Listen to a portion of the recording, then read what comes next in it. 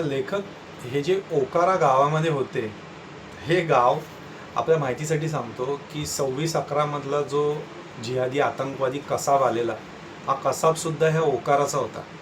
म्हणजे तुम्ही बघा की कसाबसारखा खुखार आतंकवादी जिकडे आज राहत आहेत तिकडे अनेक हिंदू पण राहत होते. म्हणजे तुम्ही कल्पना करू शकता की पाकिस्तानची जी फाळणी झाली ती हिंदूंसाठी किती हानिकारक होती.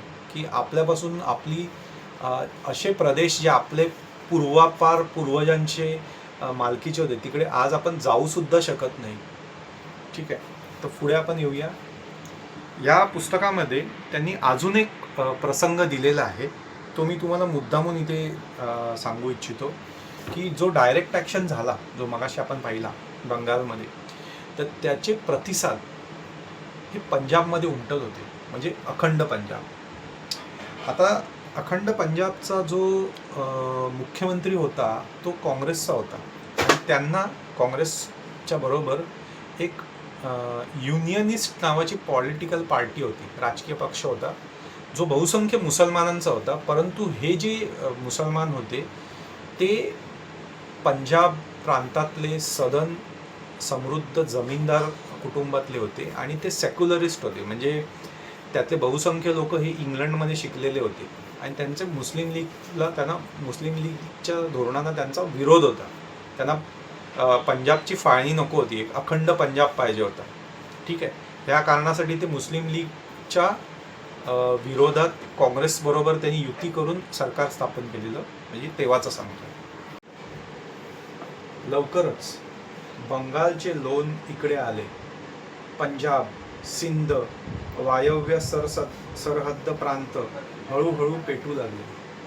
म्हणजे जे डायरेक्ट ॲक्शन बंगालमध्ये घडलं, तिकडचे दंगे जसे मावळत चालले, तर त्याचे लोण इकडे जो वायव्य जो प्रांत भारत आहे, म्हणजे आज जो पाकिस्तान आहे, तिथे पोचत चालले. मुलतानमध्ये दंग्यास सुरुवात झाली. त्यातील एक प्रख्यात गर्भश्रीमंत वकील, ज्यांचं नाव त्यांना आठवत नाही आहे लेखकांना, यांच्याकडे डॉक्टर किचलू काही कामाकरिता आले होते. आता हा जो प्रसंग त्याने दिला हा सत्य प्रसंग आहे. आणि हे जे गर्भश्रीमंत वकील म्हटले आहे ते खरं तर एक व्यापारी होते, वकील नव्हते. त्यांचं नाव होतं सेठ कल्याणदास. आणि त्यांची जे मुलतन शहराचा जो मध्यवर्ती भाग आहे, म्हणजे जसा आपल्या मुंबईचा मध्यवर्ती भाग CST आहे, छत्रपती शिवाजी महाराज टर्मिनस, तसा त्या ठिकाणी त्यांचा कैक एकरचा राजवाडा होता. एवढे श्रीमंत होते ते. त्यांचं नाव होतं सेठ कल्याणदास. त्यांचे अनेक व्यापार होते आणि त्यांची कैक संपत्ती होती. ह्या संपत्तीतून मिळणाऱ्या पैशातून धनातून त्यांनी जे पेशावर किंवा वायव्य सरसीमा प्रांत होता, म्हणजे जो आज पठाणांचा प्रदेश अफगाणिस्तानला लागून आहे, पाकिस्तानमधला, तिथे खूप मोठ्या सुंदर ठिकाणी डेरा इस्माईल खान नाव आहे त्याचं, त्याच्यामध्ये त्यांनी एक वाडा बांधला होता. आणि त्या वाड्यामध्ये ते एक कार्यक्रम होता, म्हणजे हा जो प्रसंग सांगितला त्या प्रसंगामध्ये त्यांच्याकडे असंख्य मुसलमान नोकर होते. त्यांच्या व्यवसायातले अनेक पार्टनर्स, जे त्यांचे भागीदार होते, जे वितरक होते, ते मुसलमान होते. तर त्यांना असा समज होता, आणि ते काँग्रेसचे पुढारी सुद्धा होते, सेठ कल्याणदास. त्यांचा समज असा होता की आपण ज्यांच्याबरोबर आज व्यवसाय करतो, जे आज आपल्याबरोबर नोकरी करतात आपल्याकडे, तर ते आपल्यावरती हात उगारू शकत नाही. परंतु हा जो प्रसंग त्यांनी सांगितला आहे ते स्वतः काँग्रेसचे पुढारी असल्यामुळे त्यांच्याकडे डॉक्टर सैफुद्दीन किचलू हे एक काँग्रेसचे पुढारी होते 1947च्या आधी, आणि ते बाटलेले काश्मीरी मुसलमान होते.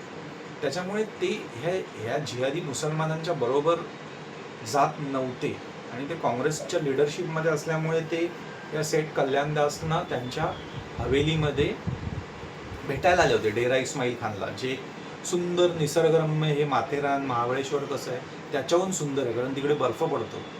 तर त्या ठिकाणी त्यांनी एक मोठा त्यांच्या वाड्यामध्ये एक मोठा असा एक मेजवानीचा बेत केला होता. तिकडे जिलेबी, पुरी, हे सगळे असे पदार्थ बनवले जात होते, कचोरी वगैरे. त्यावेळेला अचानकपणे हा जो दंगेखोरांचा जमाव त्या वाड्याच्या भोवती गराडा घातला आणि संपूर्ण शहर त्यांनी आधीच पेटवलं होतं. त्यावेळेला हे जे गृहस्थ होते त्यांना त्यांच्या घरातल्या अनेक लोकांनी समजावलं की तुम्ही बाहेर जाऊ नका, तुमच्या जीवाला धोका आहे. परंतु त्यांच्या डोक्यामध्ये हा जो सर्वधर्म समभावाचा जो एक दुष्प्रचार केला होता त्याचा प्रभाव होता. ते गेले आणि सामोरे गेले त्या सगळ्या जमावाला आणि त्याच्यात त्यांनी विनंती केली की तुम्ही हा जो काय त्यांनी जे म्हटलं आहे ते मी जसं तसं वाचून दाखवतो तुम्हाला इथे. ठीक आहे. त्यांचा मुक्काम होता, मुसलमानांनी त्यांच्या घराला वेढा घातला. ठीक आहे. ते सद्गृहस्थ बाहेर आले. पाकिस्तान झाले तर आपण सगळेच पाकिस्तानी नागरिक होणार आहोत असं कोण म्हणतंय? असं सेठ कल्याणदास म्हणतात. बरोबर. त्यासाठी हे अत्याचार कशाला, म्हणजे ते प्रश्न विचारत होते. घरादाराची दुकानांची राख रांगोळी करून पाकिस्तानचे नुकसान होणार नाही का? पण त्यांचा हा लंगडा युक्तिवाद ऐकतो कोण? त्यांनी सेठ कल्याणदासना खेचून घेतले आणि त्यांच्यावर दगड विटांचा भडीमार करून ठार करण्यात आले. त्यांची बायको आणि त्यांची मुले धावत आली, त्यांचेही मुर्दे पाडले. डॉक्टर किचलूंना लोकांनी ओळखले, त्यांना ओढून बाजूस नेले, एका घरात नेले, त्यांच्या पुढे कागद आणि पेन ठेवला आणि वर सांगण्यात आले, मी काँग्रेस सोडून मुस्लिम लीगमध्ये प्रवेश करत आहे असे लिहून दे तरच तुला जिवंत सोडतो. त्यांनी नाकारताच त्यांना धक्काबुक्की करण्यास सुरुवात करण्यात आली. त्यांची दाढी जाळण्यात आली. कशी तरी सुटका करून घेऊन त्यांनी स्टेशन गाठले. तर हा जो प्रसंग आहे हा त्या डेरा इस्माईल खान मधला, आणि हा प्रसंग एका मोठ्या प्रभावी माणसाच्या बरोबर जो हिंदू तिकडचा जो एक संपन्न गृहस्थ होता त्याचीही गत आहे. मग सामान्य जे गरीब निर्धन लोक असतील त्यांचं काय केलं असेल कल्पना करू शकतो. तर मुलतानच्या म्हणजे हा जो व्यक्ती मुलतानचा होता त्यामुळे मुलतानमध्ये पण दंगे सुरू होते. मुलतानच्या दंग्याची बातमी ओकाऱ्यास पोहोचली. ओकारा म्हणजे जिकडे लेखक राहत होते ते. संघाची पोरे खवळली. तिथे असलेले शहर संघचालक यांच्याकडे ती मुले गेली.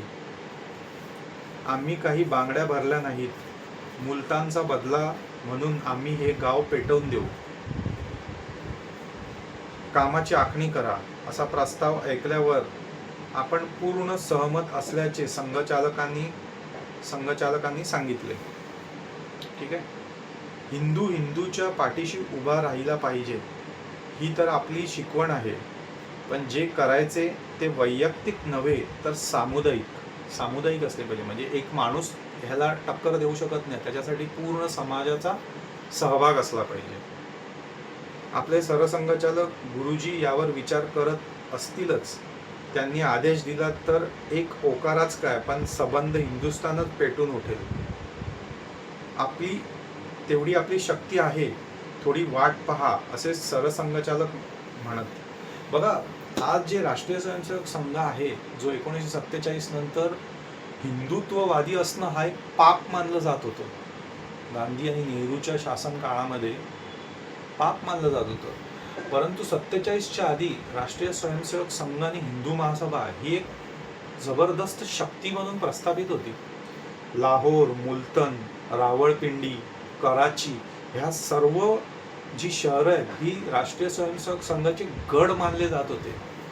तुम्ही बघा, लालकृष्ण अडवाणी हे कराचीमध्ये जन्मालेले, ते लहानपणापासून संघाचे स्वयंसेवक. महाभारतामध्ये ज्यांनी कंसाची भूमिका केली, गोगा कपूर, तो लाहोरचे, ते पण संघाचे स्वयंसेवक. अमरीश पुरी पण लाहोर, ते पण लहानपणापासून राष्ट्रीय स्वयंसेवक संघाचे स्वयंसेवक होते. कितीतरी नावं आहेत अशी, कितीतरी नावं. तर तात्पर्य हे की ही जी हिंदुत्वाचे गड असलेली जी स्थळं होती ती कशी निर्हिंदू झाली हा सुद्धा आपण विचार करायला लावणारा विषय आहे.